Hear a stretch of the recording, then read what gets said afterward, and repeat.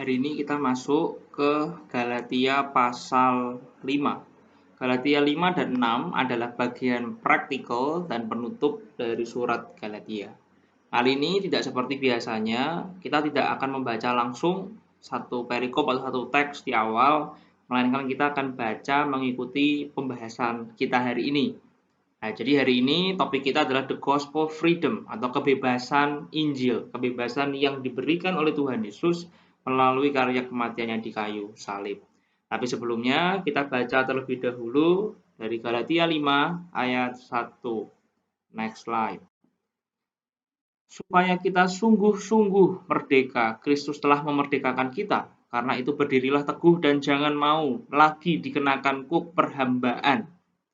Dalam ayat pertama, Paulus sebenarnya ingin mengingatkan dan mulai menyimpulkan apa yang ia tulis dari pasal 1 sampai pasal 4 yang sudah kita bahas selama beberapa minggu. Nah, seperti yang sudah kita bahas sebelumnya, saat seseorang percaya kepada Tuhan Yesus sebagai Tuhan dan Juru Selamat, dia tidak lagi berada di bawah pengawasan dari hukum Taurat. Dan dia tidak lagi hidup di bawah hukum Taurat. Oke, next slide. Apa artinya tidak lagi hidup di bawah hukum Taurat? Ketika kita dibebaskan, tidak lagi hidup di bawah hukum Taurat, artinya hidup kita tidak lagi terikat kepada yang namanya hukum Taurat. Kita tidak lagi melakukan A, B, C, D, E supaya Allah menerima kita, atau supaya Allah menyelamatkan kita, atau supaya kita diberkati. Melainkan kita melakukannya karena Allah telah terlebih dahulu menyelamatkan kita. Karena Allah telah terlebih dahulu memberikan yang terbaik untuk kita. Karena Allah telah terlebih dahulu memberkati kita. Nah, kita sudah pernah membahas bahwa hukum Taurat dan Perjanjian Lama fokusnya bukan berbicara tentang bagaimana kita bisa diselamatkan dengan menaati hukum, melainkan Perjanjian Lama dan hukum Taurat mengarahkan kita kepada Sang Juru Selamat, yaitu Tuhan Yesus. Hukum Taurat tidak pernah diciptakan sebagai jalan keselamatan, melainkan sebagai penuntun dan penunjuk kepada siapa? Kepada Tuhan Yesus. Hukum Taurat menunjukkan standar kekudusan Allah. Hukum Taurat menunjukkan keberdosaan kita. Dan hukum Taurat menunjukkan bahwa kita memerlukan yang namanya seorang juru selamat. Kebaikan yang kita lakukan tidak pernah bisa menyelamatkan kita. Karena standar Allah adalah bukan 99% sempurna, bukan 99% benar, tetapi 100% benar. Saat seseorang berdosa satu kali saja, itu sama saja dengan dia telah jatuh atau kehilangan kemuliaan Allah dan tidak bisa kembali lagi dengan usahanya sendiri. Hanya Allah sajalah yang bisa menyelamatkan kita. Itulah mengapa Tuhan Yesus datang ke dunia dan menyelamatkan kita. Jadi seperti yang ada di dalam tulisan ini ya. Orang percaya tidak lagi hidup di bawah hukum. Artinya hubungan kita dengan Allah tidak lagi didasarkan pada performa kita. Sistem reward, punishment, berkat, kutuk. Ya, banyak orang kan berkata, kalau aku berbuat baik, Allah memberkati aku, gitu kan. Wah, ini tiba-tiba aku lagi dapat musibah, berarti aku ada yang lagi berdosa nih, lagi salah apa nih, gitu kan. Wah, kalau aku tiba-tiba dapat rezeki nomplok, berarti aku habis, gitu kan. Misalnya karena aku habis sudah ngasih orang, ngasih uang 10.000 ke pengemis misalnya. Makanya hari ini aku tiba-tiba dapat rezeki nomplok. Jadi kita menganggap apa yang terjadi pada kita semua berdasarkan apa yang kita lakukan. Sistemnya reward dan punishment, berkat dan kutuk. Karena kita sudah menyumbang, kita dapat rezeki. Kalau kita lagi berbohong, tiba-tiba dapatnya sial terus hari ini. Nah, itu kan sistem reward yang tidak benar gitu ya. Nah, kita kan tidak lagi hidup di bawah hukum. Artinya ya hal-hal seperti itu memang tidak ada, tidak benar gitu ya. Kita memberi bukan supaya diberkati, tetapi karena sudah diberkati. Kita tidak berbohong misalnya bukan karena kita takut dihukum, melainkan karena kita tahu kalau kita berbohong, kita tidak sedang menyenangkan hati Tuhan, tetapi sedang mendukakan hatinya. Kalau kita percaya, beriman dengan benar, mengaku dengan mulut, dan hati yang percaya, kita akan langsung diselamatkan. Itu yang kita katakan. Bukan kita harus melakukan apa dulu baru diselamatkan, tapi hanya dengan percaya kita sudah diselamatkan. Itulah mengapa tadi di dalam ayat pertama, di bagian 1a ya, Paulus menulis secara gamblang supaya kita sungguh-sungguh merdeka, Kristus telah memerdekakan kita. Nah, teks aslinya kalau diterjemahkan, sebetulnya berbicara seperti ini, demi kemerdekaan, for freedom. Kristus telah membebaskan kita. Christ has freed us. Jadi Kristus membebaskan kita supaya kita bisa dibebaskan. Kata ini secara grammar artinya apa? Artinya satu kali Kristus mati dan dampaknya bisa kita rasakan hingga hari ini. Dan karya penebusan Kristus sudah sempurna, bukan setengah, bukan seperempat, tetapi sudah sempurna saat dia mati di kayu salib. Nah, berikutnya banyak orang berkata, kalau kita sudah dilepaskan dari hukum Taurat, apakah kita boleh berbuat sesuka-suka hati kita? Okay, next slide. Ya, apakah orang yang sudah dibebaskan dari hukum boleh berbuat dosa semaunya? Jawabannya tidak. Why? Paulus menulis kalau kebebasan itu bisa hilang. Nah, ini kuncinya. Kebebasan itu bisa hilang. Dengan cara apa? Bisa hilang. Dengan cara kalau kita tidak menghidupi kehidupan seorang Kristen. Melainkan kita kembali ke cara hidup kita yang lama. Itulah mengapa, next slide, Paulus berkata, di bagian 1b, dia berkata, karena kamu jadi memerdekakan, berdirilah teguh, dan jangan mau lagi dikenakan kuk perhambaan. Dalam bahasa Inggris sangat jelas dikatakan, stand firm, therefore, and do not be subject again to a yoke of slavery. Berdirilah teguh, stand firm, stand fast, adalah sebuah istilah militer yang berarti kita harus siap siaga, kuat menahan serangan. Secara singkat, intinya adalah walaupun kita sudah diselamatkan oleh Tuhan Yesus, tetapi Alkitab mengajarkan kita untuk tetap setia hidup bagi Tuhan Yesus. Next slide. Di dalam 1 Petrus 5 ayat 8, Petrus berkata, sadarlah dan berjaga-jagalah. Ini istilah militer. Lawanmu si iblis berjalan keliling sama seperti singa yang mengaum-aum dan mencari orang yang dapat ditelannya. Nah, itu yang pertama ya, stand fast. Kenapa? Karena tadi kebebasan itu bisa hilang kalau kita kembali ke cara hidup yang lama. Dan yang kedua, Paulus berkata, jangan mau dikenakan kuk perhambaan, the yoke of slavery. Jangan mau kita kembali ke kehidupan lama kita. Jangan kembali ke penyembahan berhala. Next slide, kita baca dulu dari ayat 2 sampai 4. Sesungguhnya aku Paulus berkata kepadamu, jikalau kamu menyunatkan dirimu, Kristus sama sekali tidak akan berguna bagimu. Konteksnya menyunat ini dalam konteks hukum Taurat ya. Sekali lagi aku katakan kepada setiap orang yang menyunatkan dirinya bahwa ia wajib melakukan seluruh hukum Taurat. Kamu lepas dari Kristus jikalau kamu mengharapkan kebenaran oleh hukum Taurat. Kamu hidup di luar kasih karunia. Nah, apa nih yang mau Paulus sampaikan dari sini? Kalau kita kembali lagi ke cara hidup kita yang lama dan kita tidak mau hidup seturut dengan kehendak Allah, maka kita bisa lepas dari Kristus. Artinya apa sih lepas dari Kristus?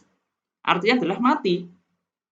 Maksudnya mati itu gimana? Nah, kita baca dulu ya dari Yohanes 15. Oke, next slide. Yohanes 15 ayat 5, Tuhan Yesus berkata, tinggallah di dalam aku, dalam Tuhan Yesus, dan aku di dalam kamu. Sama seperti ranting tidak dapat berbuah dari dirinya sendiri kalau ia tidak tinggal pada pokok anggur. Demikian juga kamu tidak berbuah jikalau kamu tidak tinggal di dalam aku. Akulah pokok anggur dan kamulah ranting-rantingnya. Barang siapa tinggal di dalam aku dan aku di dalam dia, ia berbuah banyak. Sebab di luar aku kamu tidak dapat berbuat apa-apa. Ya, jadi Paulus berkata bahwa Tuhan Yesus berkata dia adalah pokok anggur, sumber kehidupan. Dan kita adalah ranting-ranting yang menempel pada pokok anggur. Kita bisa hidup kalau apa? Kalau kita menerima nutrisi, air, dan sebagainya. Dari mana? Dari pokoknya. Kalau kita lepas, seperti ranting yang lepas dari pokok anggur, ya kita akan mati. Karena nggak ada suplai makanan dan air. Jadi sama. Kita harus tetap hidup menurut kehendak Allah. Supaya apa? Kita menempel terus pada Kristus. Supaya apa? Supaya kita tidak lepas dari Kristus. Di luar Kristus, kita mati. Karena hanya Allah sajalah sumber kehidupan. Jadi supaya tidak mati, kita harus terus tersambung kepada Tuhan Yesus. Caranya bagaimana? Melewat Roh Kudus, melalui iman. Di Galatia 5 ayat 5, sebab oleh roh dan karena iman, kita menantikan kebenaran yang kita harapkan. Kehidupan orang percaya adalah kehidupan yang penuh dengan iman dan kehidupan yang dipenuhi oleh Roh Kudus. Jadi dipenuhi oleh Roh Kudus tidak selalu dalam konteks berbahasa roh. Yes, itu adalah salah satu manifestasi, tetapi tidak selalu. Kehidupan orang beriman itu adalah Roh Kudus sudah diam di dalam diri orang beriman. Di saat itu sudah full of Holy Spirit. Dan akibatnya apa? Kalau Roh Kudus diam di dalam kita, ya kita akan melakukan kehendak Roh Kudus, kehendak Allah. Apa yang baik, apa yang benar, itulah yang akan kita lakukan. Itulah dipenuhi oleh Roh Kudus. Oke, tadi sudah kita bahas. Apakah yang sudah dibebaskan boleh berbuat dosa suka-suka? Oke, jawabannya tidak. Nah, oke, terus next. Pertanyaannya, nah kenapa nggak boleh berbuat dosa sesuka kita? Terus artinya dibebaskan apa? Itu kan dibebaskan tapi kita nggak boleh berbuat sesuka kita. Nah, terus apa artinya dibebaskan? Nah, kita baca dulu dari Galatia 5 ayat 13 sampai 15. Saudara-saudara, memang kamu telah dipanggil untuk merdeka, tetapi janganlah kamu mempergunakan kemerdekaan itu sebagai kesempatan untuk kehidupan dalam dosa, melainkan layanilah seorang akan yang lain oleh kasih, sebab seluruh hukum Taurat tercakup dalam satu firman ini, yaitu kasihilah sesamamu manusia seperti dirimu sendiri. Tetapi jikalau kamu saling menggigit dan saling menelan, awaslah supaya kamu jangan saling membinasakan. Dan Efesus 2 ayat 10, karena kita ini buatan Allah, diciptakan dalam Kristus Yesus untuk melakukan pekerjaan baik yang dipersiapkan Allah sebelumnya. Ia mau supaya kita hidup di dalamnya. Jadi, kalau kita percaya pada Injil, kita tahu kalau ketaatan kita pada Allah itu adalah plan Allah pada mulanya. Kita diciptakan untuk apa? Untuk berbuat baik, untuk mengikuti, menaati kehendak Allah. Tapi kalau kita lihat konteks kisah Adam, kita tahu Adam memberontak kan, ingin mengikuti kehendaknya sendiri. Makanya kalau sudah diselamatkan, artinya apa diselamatkan? Diselamatkan itu artinya dikembalikan ke rancangan semula. Makanya rancangan semulanya seperti apa? Ya seperti Adam sebelum berbuat dosa. Artinya apa? Artinya hidup untuk apa? Untuk menyenangkan hati Allah. Allah adalah satu-satunya kesukaan di dalam hidup kita. Tidak ada yang lain selain Allah. Kalau ada yang lain namanya penyembahan berhala. Clear ya? Jadi, percaya pada Injil, kita tentu memahami kalau ketaatan pada Allah dan pelayanan yang kita lakukan tidak akan menghasilkan reward, tidak menghasilkan surga, atau tidak akan menaikkan nilai diri kita di hadapan Allah. Karena satu-satunya yang membuat kita berarti di hadapan Allah bukan karena apa yang kita lakukan, tetapi apa yang Kristus sudah lakukan di kayu salib. Hanya anugerah Allah melalui kematian Tuhan Yesus sajalah yang membuat hidup kita berarti. Ada sebuah ayat yang sering kali dipakai, kita adalah biji mata Allah. Kenapa kita digambarkan biji mata Allah? Padahal konteksnya tentu membahas tentang Israel, bukan tentang kita, tapi digunakan untuk kita. Apakah karena kita berharga? No. Allah tidak menyelamatkan kita karena kita berharga, melainkan kita menjadi berharga karena kita dicintai dan diselamatkan oleh Allah yang luar biasa. Nah, jadi next slide. Sebelum kita percaya pada Injil, kita menaati Allah bukan karena Allahnya, tapi karena kepentingan kita sendiri. Kita berbuat baik supaya apa? Supaya dapat surga. Kita menolong orang lain supaya apa? Supaya ben orang itu bisa nolongin kita lagi, ya kan? Berarti kita berbuat baik untuk apa? Untuk kepentingan diri kita sendiri. Kita melayani orang lain karena apa? Karena kita ingin mendapat apa? Keuntungan pribadi. Egois. Jadi sebenarnya kalau kita misalnya sebelum paham Injil ya, kita melayani Tuhan, kita menolong orang lain, sebenarnya kita tidak pernah sedang melayani Tuhan, tetapi kita sedang melayani diri kita sendiri. Ya, jadi orang yang berbuat baik supaya diselamatkan, ya kan? Dia berbuat baik A, B, C supaya apa? Supaya diselamatkan. Sebenarnya dia tidak sedang melayani Allah, tetapi sedang melayani siapa? Melayani dirinya sendiri. Bayangin kalau ada seseorang yang ngajak kita pacaran atau menikah, tapi kemudian kita menyadari kalau dia tidak mencintai kita, tapi hanya kepingin harta kita. Kita akan merasa diri kita diperalat, dimanfaatkan kan oleh orang itu. Nah, ilustrasi ini bisa membantu kita memahami motivasi kita dalam berbuat baik. Kita bisa bertanya pada diri kita, mengapa kita berbuat baik? Mengapa kita mau melayani di gereja misalnya? Mengapa kita mau membantu orang lain? Apakah untuk menyenangkan hati Tuhan? Atau karena kita ingin memanfaatkan orang lain untuk kepentingan kita? Atau bahkan kalau kita main di gereja, apakah karena kita ingin memanfaatkan Allah untuk kepentingan kita? Ya Tuhan, aku kan sudah melakukan A, B, C, D, E, mosok kamu nggak mau ngelakuin ini? Misalnya kayak gitu. Apakah kita mau menyenangkan hati Tuhan, atau kita mau memperalat Tuhan untuk kepentingan kita? Nah, sebaliknya, itu dulu sebelum memahami Injil. Setelah memahami Injil, apa yang Allah sudah lakukan, betapa berdosanya manusia, kita memahami bahwa tidak ada hal yang membuat Allah itu pantas mengasihi kita.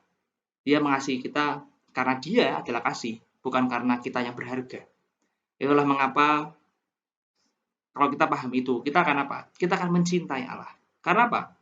Karena pribadinya sendiri, tidak ada alasan yang lain. Sebuah ilustrasi yang sering kali aku pakai, kita ini bagaikan seorang pengemis yang kemudian diadopsi oleh seorang yang kaya. Apakah ada alasan di dalam diri kita yang membuat orang kaya itu bisa seharusnya mengasihi kita? Ya nggak ada, wong kita pengemis bukan siapa-siapa. Tapi kalau kita diadopsi, kita tahu betapa tidak layaknya kita, dan kita tahu betapa di orang tua yang kaya itu mengasihi kita, maka kita akan mencintai dia. Bukan karena kita berharga, tapi karena apa? Karena pribadinya yang mengasihi kita terlebih dahulu.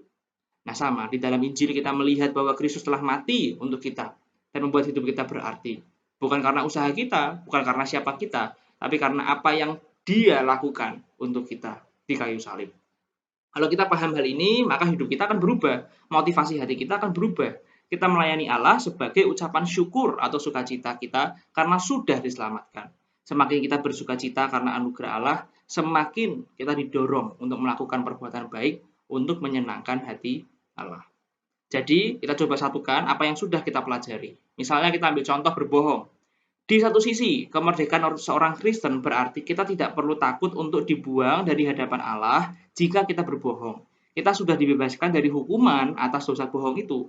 Tapi, kita nggak boleh hanya berhenti di situ. Kalau kita berbohong, kita akan bertanya, mengapa aku harus berbohong? Atau mengapa aku sampai berbohong?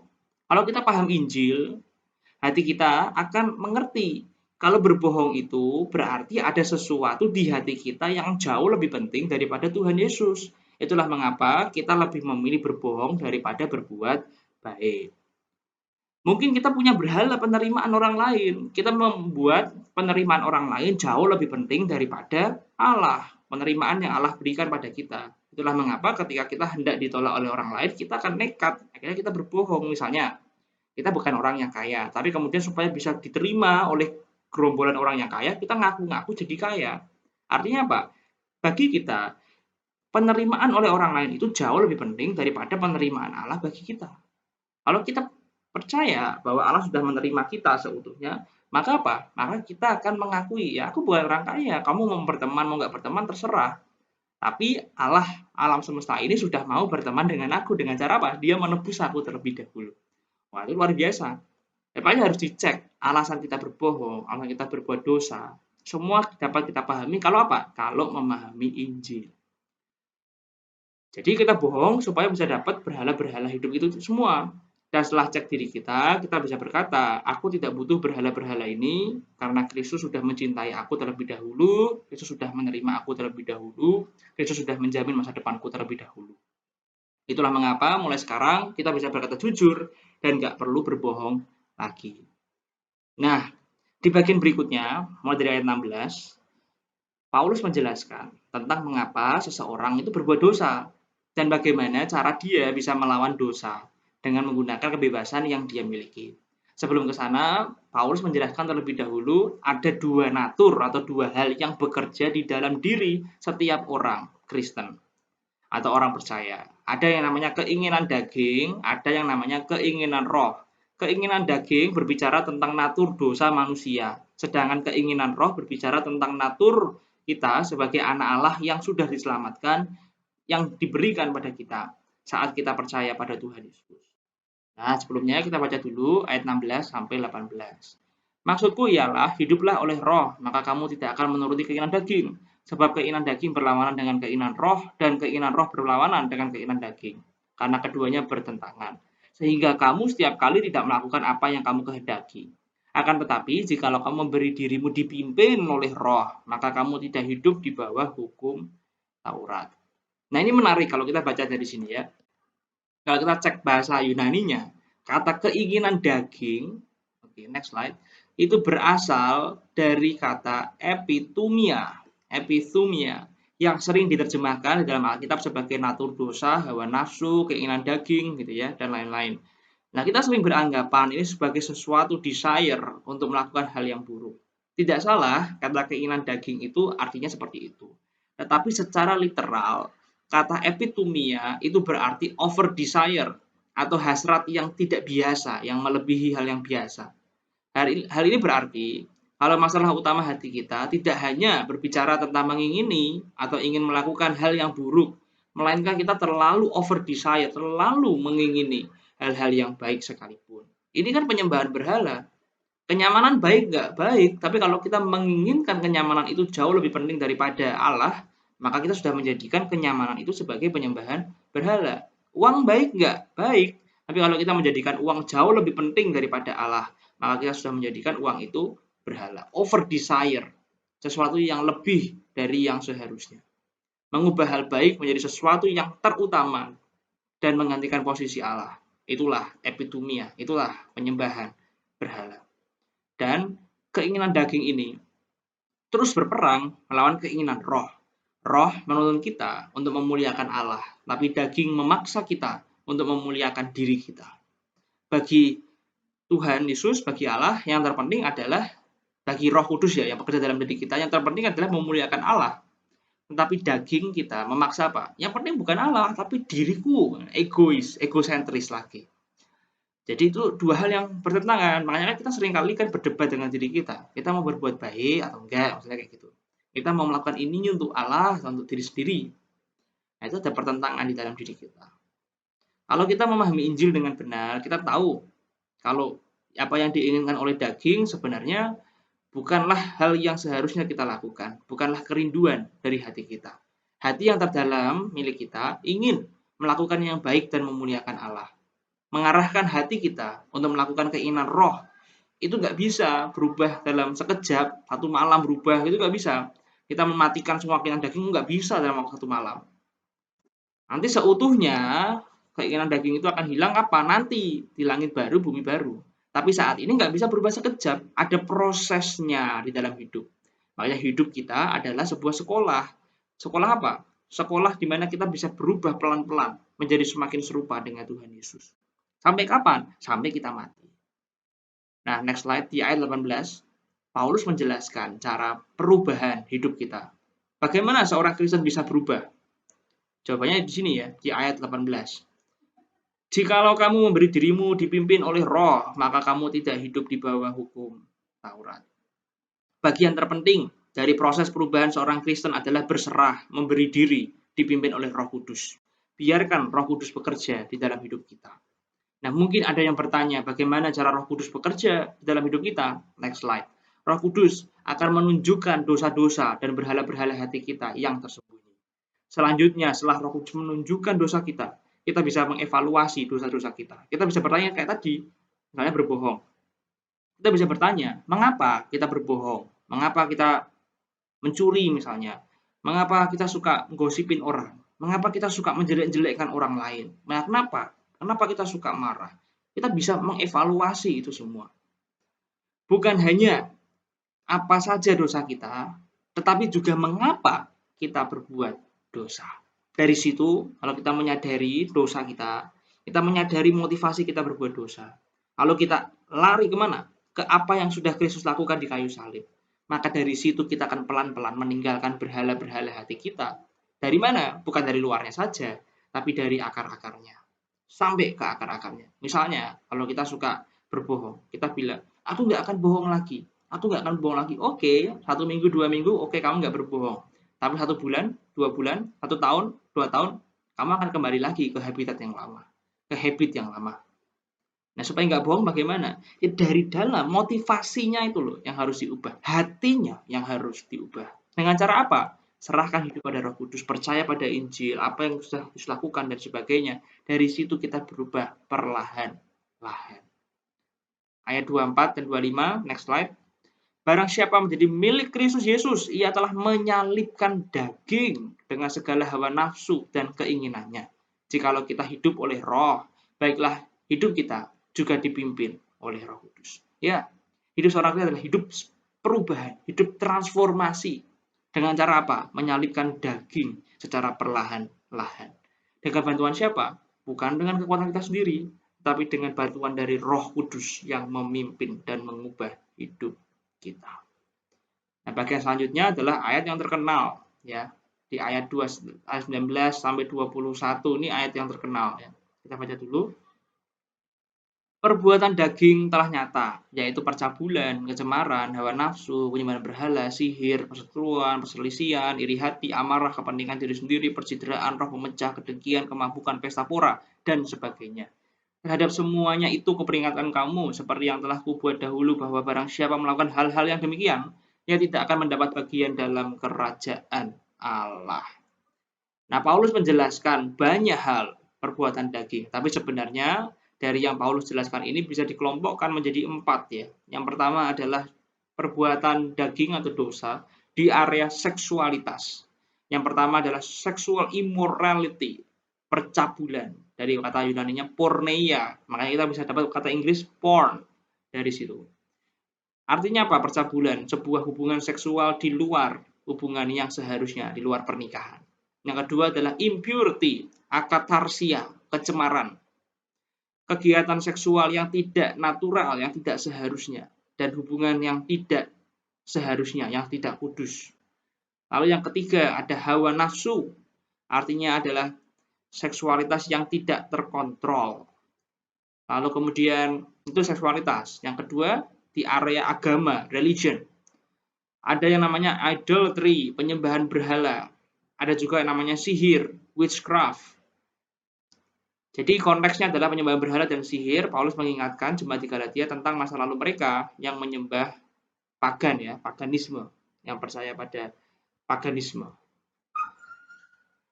Nah, terus kemudian di situ Paulus menjelaskan bahwa dua hal ini adalah hal yang berdosa dalam konteks agama. Kenapa? Karena idolatry, penyembahan berhala itu menggantikan posisi Allah. Sedangkan yang kedua, sihir adalah menolak atau melawan pekerjaan dari Roh Kudus. Yang ketiga adalah area of relationship, dosa di area hubungan. Nah, di sini ada 8. 8 ini bisa dibagi jadi 2. Yang pertama adalah destructive attitudes, perbuatan-perbuatan yang merusak. Di sini ada 4. Perseteruan, perselisihan, iri hati, amarah. Ya, 4 ya. Perseteruan, perselisihan, iri hati, dan amarah. Perseteruan, selfish ambition, berarti apa? Ingin mementingkan diri sendiri. Yang kedua, perselisihan, envy. Artinya apa? Iri pada orang lain. Iri, ingin berantem gitu ya. Mengingini apa yang orang lain inginkan. Lalu ada iri hati, jealousy. Artinya apa? Ada sebuah ego di dalam diri kita yang ingin melawan atau ingin melebihi, ingin tidak suka dengan apa yang orang lain sudah lakukan. Lalu ada amarah atau hatred. Lalu kemudian dilanjutkan 4 akibat ya. 4 akibat. Yang pertama adalah kepentingan diri sendiri. Nah, ini mementingkan diri sendiri. Jadi kan dari perseteruan, perselisihan, iri hati, amarah, dampaknya apa? Ini mementingkan diri sendiri. Lalu ada percideraan, ini amarah. Lalu kemudian ada roh pemecah, nah perpecahan. Lalu ada kedengkian. Nah, yang terakhir Paulus juga menyebutkan dosa yang merusak diri sendiri ya, abuse. Ada drunkenness, ada kemabukan, lalu ada orgies, ini pesta pora dalam konteks adiksi terhadap ya apapun, terhadap minuman keras atau terhadap rokok, terhadap apapun lah. Pokoknya yang adiksi-adiksi itu masuk di situ. Karena itu semua merusak diri sendiri. Nah, ada satu quote menarik dari Timothy Keller. Next slide. Timothy Keller berkata, God does not make the kind of distinctions that we commonly do, seeking sex and drink as more sinful than jealousy and ambition. Allah di sini dalam konteks Galatia 5 tidak memberikan perbedaan antara dosa seksual, dosa orang mabuk, dengan apa? Dengan iri hati dan ambisi yang buruk. Kita kan seringkali bilang apa? Kalau kamu pergi ke klub malam melakukan hubungan seks itu lebih berdosa daripada aku cuma gibah gitu kan, cuma gosipin orang lain. Nah, dari Galatia kita lihat tidak ada bedanya antara dosa seksual, dosa minum, dan dosa iri hati.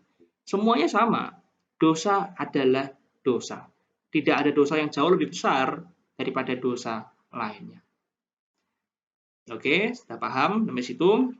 Kita lanjutkan. Di sisi lainnya, jika seseorang dipimpin oleh Roh Kudus, dia akan memiliki yang namanya keinginan roh yang keluar bukan perbuatan-perbuatan dosa yang kita bahas sebelumnya, melainkan buah-buah roh. Ingat, oke next slide. Ingat namanya buah. Buah itu berarti apa kalau buah? Buah berarti hasil dari hati yang sudah diperbarui.